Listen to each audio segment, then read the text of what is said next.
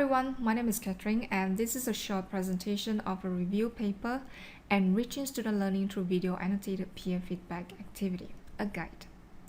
Let's start with the definition of video annotation. Video annotation refers to a web-based or standalone system that integrates commenting, video playback, and time-based texture or iconic annotation. The essential role played by video annotation tool in supporting evidence-based discussions among users has made it an effective tool to facilitate feedback process. In terms of the quality of the feedback, numerous studies have evidenced better and more meaningful comments, more suggestive, specific, more concrete, and contextualized feedback. This review was thus conducted with the purpose to capture and identify the essential steps involved in the video annotated peer feedback activities conducted in the education context and to summarize the steps for the development of a guide. Literature reveals that a variety of video annotation tools and platforms have been developed, used, or explored for educational purposes.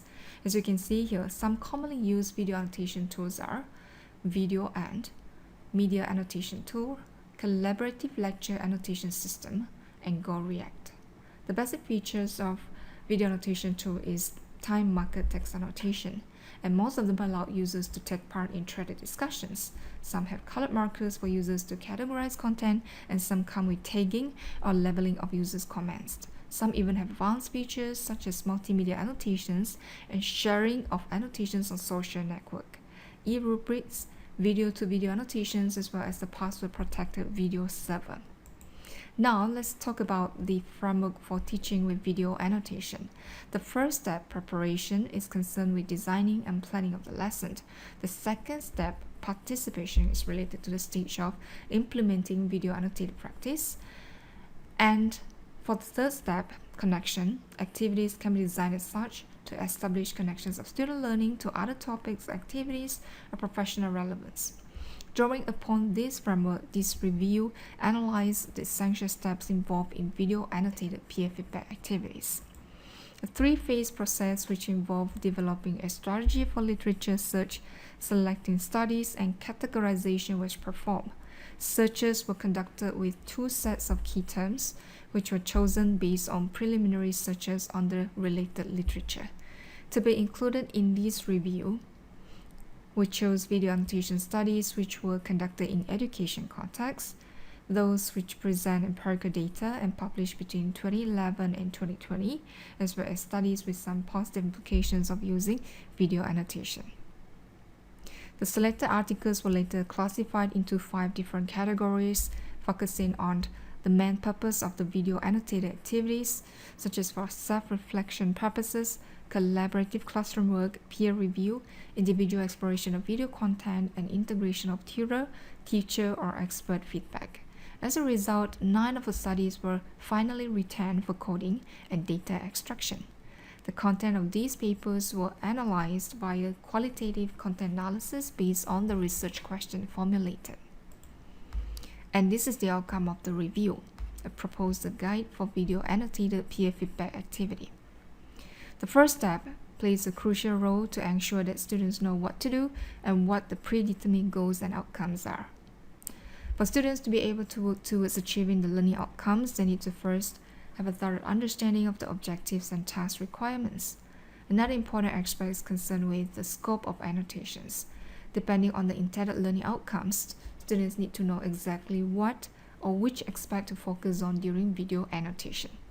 Equally important is having a good understanding of the analysis categories or the criteria set for analysis so that students are aware of what to look for and annotate during the video annotated peer review.